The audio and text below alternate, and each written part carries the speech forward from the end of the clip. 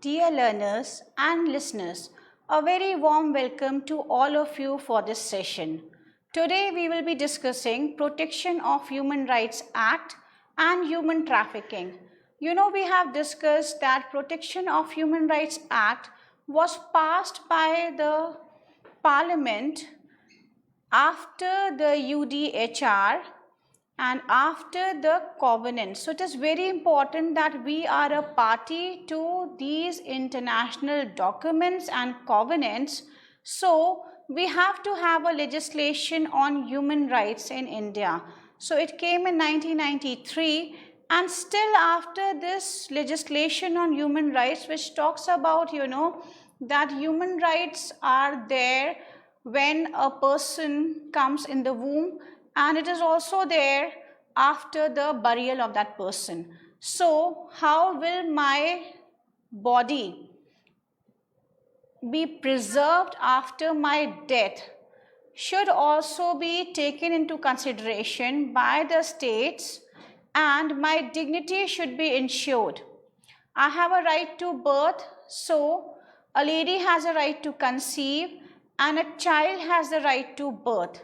So we have legislations to ensure that the lady is able to give birth to a healthy child and the child is able to take birth.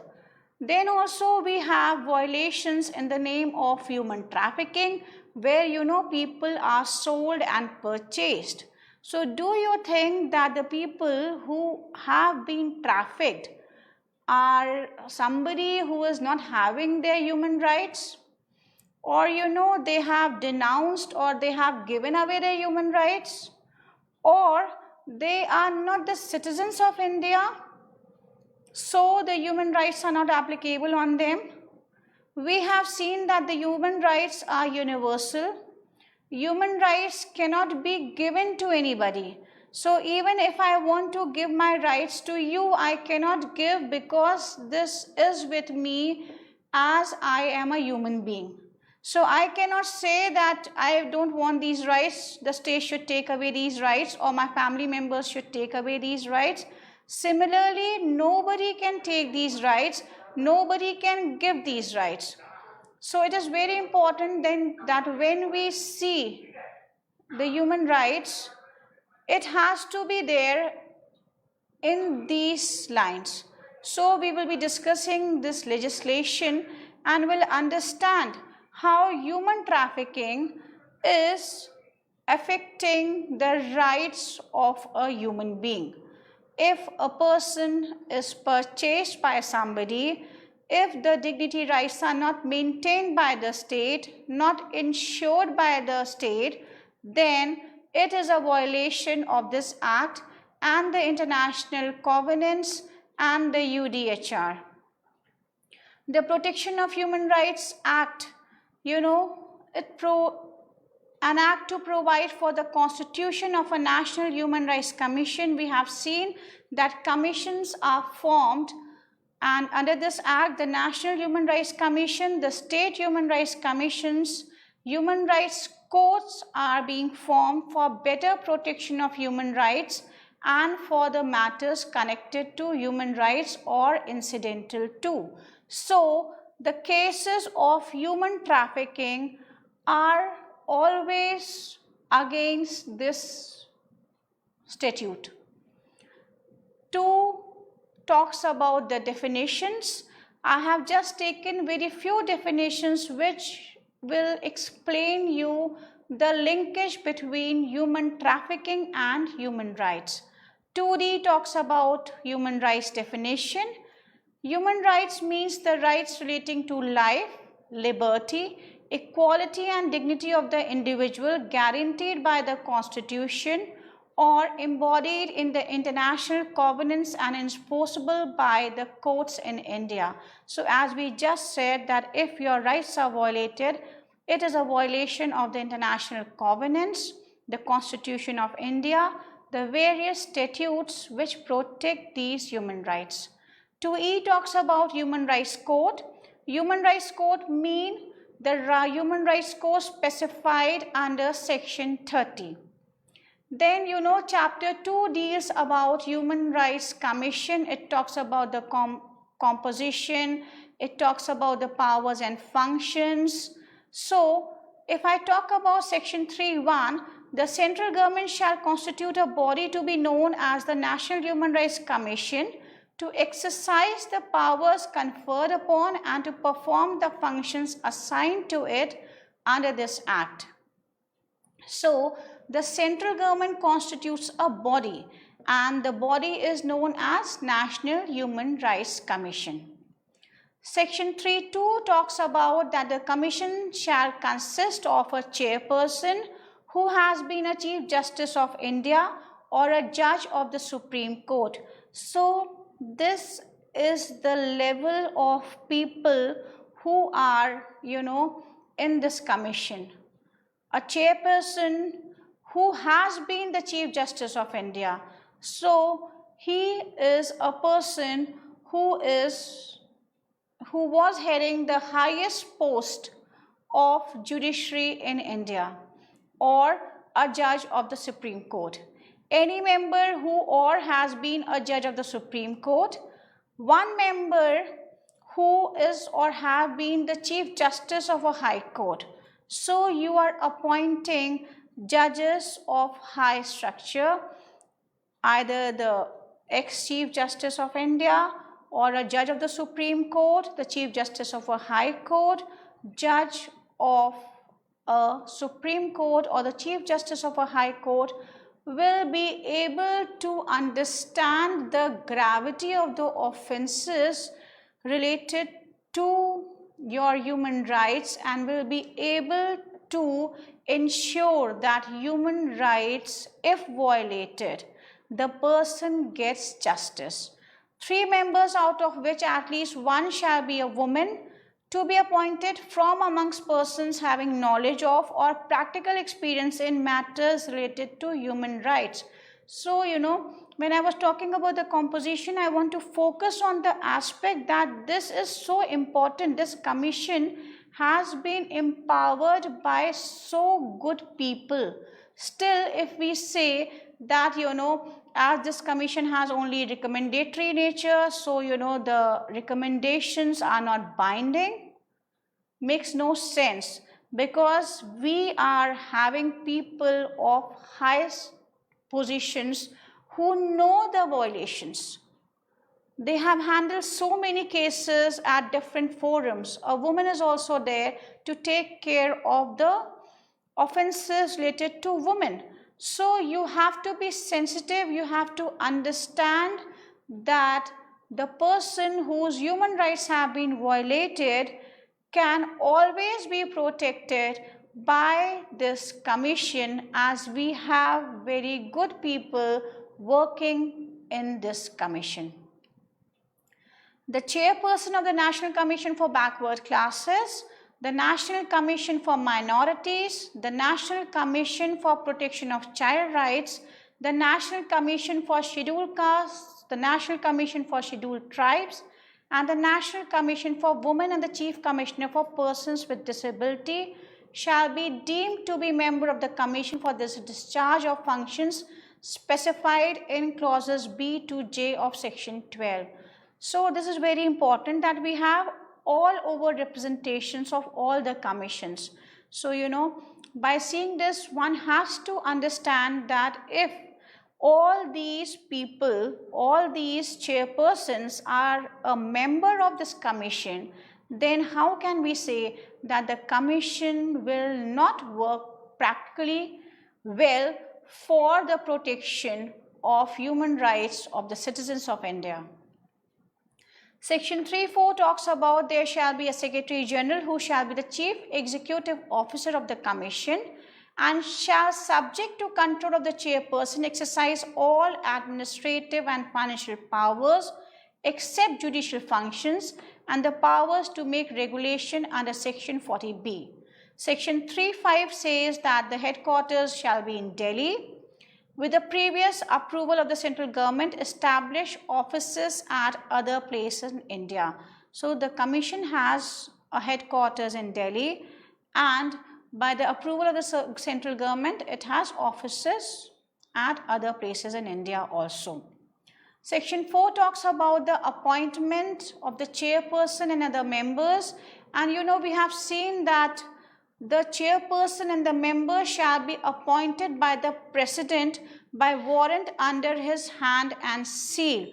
So this also makes it very clear that if people are appointed by the President of India, then we have to understand the importance of such commissions.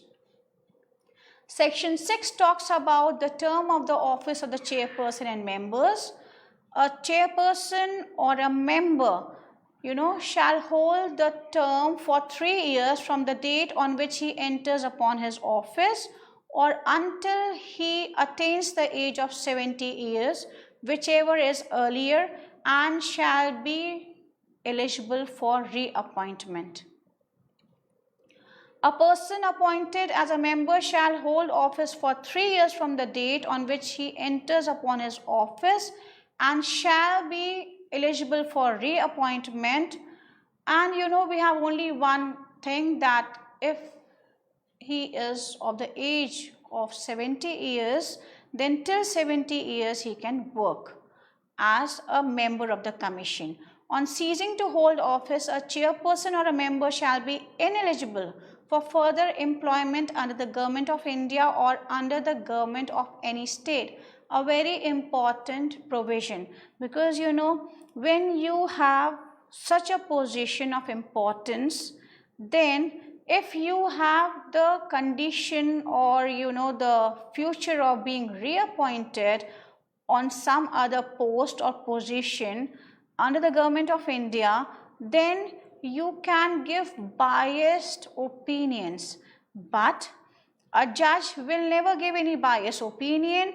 And just to check on this is a provision that they can never be reappointed. They are ineligible for any governmental positions, so that they do not make the government, or they can recommend the government, and with force they can have their say. Section 10 talks about procedure to be regulated by the commission.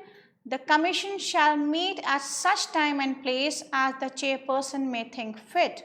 Subject to the provisions of this Act and the rules made thereunder, the commission shall have the power to lay down by regulations its own procedure. All orders and decisions of the commission shall be authenticated by the Secretary General or any other officer of the commission duly authorized by the chairperson in this behalf. This gives you a power, that you can have a court at the railway station.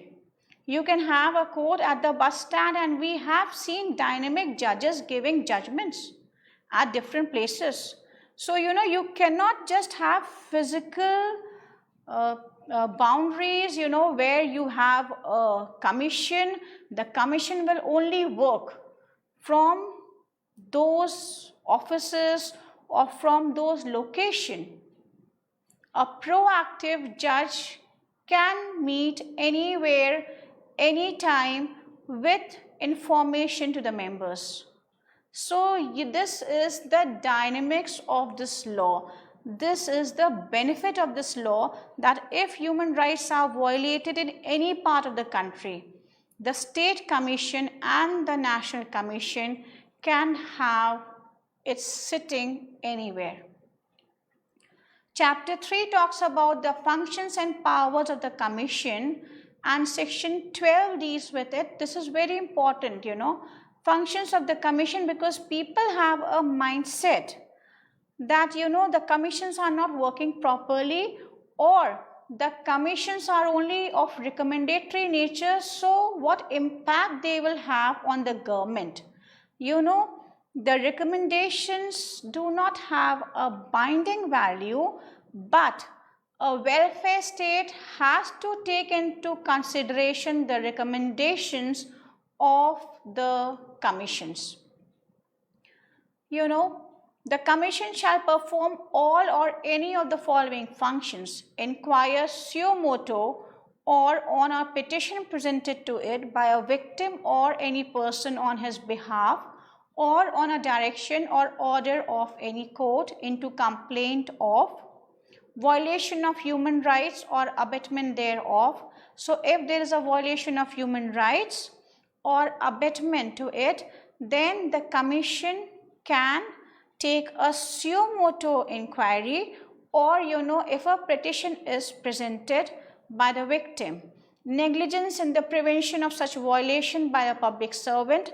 So the police officers are duty bound, the public officers, the administrative officers are duty bound, to do certain things. And if they are not able to do that thing, and because of their negligence, they are not able to prevent human rights violation, then you can file a case under the National Human Rights Commission. Intervene in any proceeding involving any allegation of violation of human rights pending before a court with the approval of such court. A very important point, that NHRC can also intervene if there is a violation of human rights. Then with the approval of the court, they can definitely intervene. Visit, notwithstanding anything contained in any other law for the time being enforced, any jail or other institutions under the control of the state government where persons are detained or lodged for the purpose of treatment, reformation or protection, for the study of the living condition of the inmates thereof, and make recommendations thereon to the government. They have given so many reports, They can visit the jails, they can visit any other institutions. So all the juvenile justice institutions, all the institutions for the senior citizens, for the disabled, for vulnerable people can be visited by NHRC and the state human rights commissions, and they can see the living conditions of the jail inmates, and they can give a report how to make the law implemented in such a way that rehabilitation and reintegration of these people happen. So any person who has been convicted or any person who is under trial should not suffer any violations, and if his human rights are protected, if his dignity is ensured inside these institutions, then he will be able to reform and will contribute in the society. Review the safeguards provided by or under the Constitution or any law for the time being enforced for the protection of human rights, and recommend measures for their effective implementation. So, the Constitution of India talks about the fundamental rights, the directive principles of state policy, the fundamental duties chapter, and various other articles related to center state powers, relationship, the functioning, the role of parliament, and so many things are there under the Constitution of India. So it can review and provide safeguards to any of the provisions. Review the factors including acts of terrorism that inhibit the enjoyment of human rights and recommend appropriate remedial measures. So they can also review the factors and remove the vulnerability. Why a person commits crime is a serious study. So all the criminologists have given different, theories of why a person commits crime. How to reform a person has also a lot of theories. The victim-centric approach, the compensatory approach, and the witness protection approach. So if you are able to provide the infrastructure and remove the vulnerability, then people will be happy and acts of terrorism will not be there, or any kind of human trafficking will not be there in that area. So they also give recommendations. Study, treaties and other international instruments of human rights and make recommendations for their effective implementation, undertake and promote research in the field of human rights, spread human rights literacy among various sections of society, and promote awareness of the safeguard available for the protection of these rights through publication, media, seminars, and other available means. So the list is, exhaustive. They have to provide literacy about human rights, about the constitutional rights, and how will they provide awareness amongst the masses. Best platform can be school education, college education, university education, then small clubs in the societies, in the buildings, in the offices, to create human rights awareness, encourage the efforts of non-governmental organizations and institutions working in the field of human rights, such other function as it may consider necessary for promotion of human rights. So this is very important, that with the changing dimension, with the changing time, because time is never, time does not stay at one place. So with the change of time, you can have different kind of roles of these commissions. Section 13 talks about powers relating to inquiry. The commission shall, while inquiring into any complaint under this act, have all the powers of a civil court trying a suit under the Code of Civil Procedure 1908, and in particular in respect of the following matters, namely summoning and enforcing the attendance of witnesses and examining them on oath.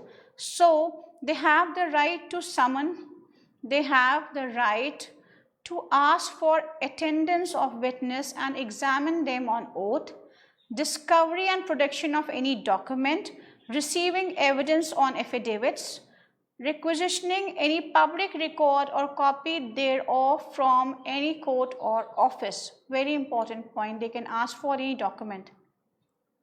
Issuing commissions for the examination of witness or documents, any other matter which may be prescribed. The commission shall have power to require any person subject to any privilege which may be claimed by that person under any law for the time being enforced to furnish information on such points or matters as in the opinion of the commission may be useful for or relevant to the subject matter of the inquiry, and any person so required shall be deemed to be legally bound to furnish such information within the meaning of 176 and 177 of IPC.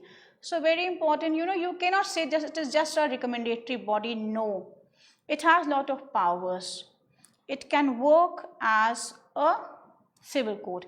The commission or any other officer not below the rank of gazetted officer, specially authorized in this behalf by the commission, may enter any building or place where the commission has reason to believe that any document relating to subject matter of the inquiry may be found, and may seize any such document or take extract or copies thereof, subject to the provisions of section 100 of CRPC as far as it may be applicable. So you have got the power that you can enter into an organization and get the details. You can get the documents, you can get the papers, you can get certified copies, you can get extract. So you have lot of powers under the act. The commission shall be deemed to be a civil court, and when any offence as is described under 175, 178, 179, 180 or section 228 of the IPC is committed in view of the presence of the commission may, after recording the fact constituting the offence and the statement of the accused as provided in CRPC, forward the case to a magistrate having jurisdiction to try the same, and the magistrate to whom any such case is forwarded shall proceed to hear the complaint against the accused as if the case has been forwarded to him under section 346 of CRPC. A very important provision, So we have seen that, they can also forward the cases. So they are very important people. The commission has lot of roles and responsibility, and it can act to prevent and protect the human rights of the citizens of India. Every proceeding before the Commission shall be deemed to be a judicial proceeding within the meaning of Section 193 and 228. And where the Commission considers it necessary or expedient to do so, it may by order transfer any complaint filed or pending before it to the State Commission of the state from which the complaint arises for disposal in accordance with the provisions of this Act. So, if a commission thinks, National Human Rights Commission thinks that this complaint has come from the state and the disposal can happen from the state itself in an effective way, then it can also, transfer that complaint to expedite, to ensure that people get justice, provided that no such complaint shall be transferred unless the same is one respecting which the State Commission has jurisdiction to entertain the same.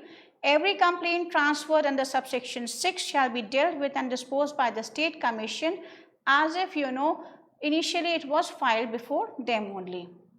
Then section 14 talks about investigation, a very important provision. The Commission may, for the purpose of conducting any investigation pertaining to the inquiry, utilize the services of any officer or investigating agency of the central government or the state government with the concurrence of central government or state government as the case may be. For the purpose of investigating into any matter pertaining to inquiry, any officer or agency whose services are utilized under subsection 1 may, subject to the direction and control of the Commission, summon and enforce the attendance of any person and examine him. So, the Commission has been given this power of investigation, and the officer can summon and ask for your attendance to examine that person, require the discovery and production of any document, requisition any public record or copy thereof from any office. The provision of section 15 shall apply in relation to any statement made by a person before any officer or agency whose services are utilized under subsection 1 as they apply in relation to any statement made by a person in the course of giving evidence before the Commission. The officer or agency whose services are utilized under subsection 1 shall investigate into any matter pertaining to the inquiry and submit a report thereon to the Commission within such period as may be specified by the Commission in this behalf. Sometimes, you need technical mind. Sometimes you need some scientific help or the help of doctors, the help of cyber experts, the help of very technical people. So you can hire them, you can use the services of these people, and they will be giving you the report. The Commission shall satisfy itself about the correctness of the facts stated and the conclusion, if any, arrived as the report submitted to it under subsection 4, and for this purpose the Commission may make such inquiry, including the examination of the person or persons who conducted or assisted in the investigation as it thinks fit. So it is not that the Commission, has given the power to investigate and the people who are investigating give their reports and the Commission just says okay. The Commission can check its correctness, its authenticity. The Commission can inquire these people and ensure that the report is perfect. Statement made by a person to the Commission. No statement made by a person in the course of giving evidence before the Commission shall subject him or to be used against him in any civil or criminal proceeding, except a prosecution for giving false evidence by such statement, provided that the statement is made in reply to the question which he is required by the Commission to answer or is relevant to the subject matter of the inquiry. Inquiry into complaints, chapter 4 talks about the procedure. We will also discuss this procedure when we deal with, the complaint mechanism in the next session. So the Commission, while inquiring into the complaints of violation of human rights, may call for information or report from the central government or any state government or any authority or organization subordinate thereto within such time as may be specified by it, provided if the information or report is not received within the time stipulated by the Commission, it may proceed to inquire into the complaint on its own. So, the inquiry has to be done of the complaint. So, if they just ask the central government, the state government or any other authority under the state or central government to provide that information, then that organization, that government should provide the information to the Commission. If on receipt of the information or report, the Commission is satisfied either that no further inquiry is required or that the required action has been initiated or taken by the concerned government or authority, it may not proceed with the complaint and inform the complainant accordingly. So, after the inquiry, if they feel that okay, the government has taken initiative and the issue has been resolved, then they will just inform the complainant that no further action is required without prejudice to anything contained in clause 1. If it considers necessary, having regard to the nature of complaint, initiate an inquiry. Steps during and after inquiry, section 18. The Commission may take any of the following steps during or upon the completion of an inquiry held under this Act. Where the inquiry discloses the commission of violation of human rights or negligence in the prevention of violation of human rights or abetment thereof by the public servant, it may recommend to the concerned government or authority. In cases of human trafficking, this is attracted. To make payment of compensation or damages to the complainant or to the victim or the members of his family as the Commission may consider necessary. To initiate proceedings for prosecution or such other suitable actions as the Commission may deem fit against the concerned person or persons. To take such further action as it may deem fit. Approach the Supreme Court or High Court or the concerned. 6 can, issue writs. So, you can directly just go to the Supreme Court or High Court if your fundamental rights are violated. And if there is a case of fundamental rights violation, then even the Commission can approach the Supreme Court and High Court and they can issue writs. Recommend to the concerned government or authority at any stage of the inquiry for the grant of such immediate interim relief for the victim or the members of his family as the Commission may consider necessary. Subject to the provisions of this clause, provide a copy of inquiry report to the petitioner or his representative. The Commission shall send a copy of its inquiry report together with its recommendation. So, inquiry report along with the recommendation to the concerned government or authority, and the concerned government or authority within a period of 1 month or such further time as the Commission may allow, forwards its comment on the report including the action taken or proposed to be taken thereon to the Commission. A very important provision which says that the commissions have been entrusted with so much of powers. The Commission shall publish its inquiry report together with the comments of the concerned government or authority, if any, and the action taken or proposed to be taken by the concerned government or authority on the recommendations of the Commission. So, a welfare state has to ensure that the report, and the recommendations of the NHRC, the State Human Rights Commission and different other commissions for the vulnerable people are respected. In the end, I would just like to tell you all that you have to be aware about the different provisions given under the Protection of Human Rights Act. When you do not know about a commission, the Commission's roles and responsibilities and the powers, you cannot say that the Commission is not working. The commissions are working, but we have to be aware about our rights and we have to approach these commissions in case of violation of fundamental rights, and in cases of human trafficking, we should definitely approach these commissions. Thank you all for listening. Have a good day.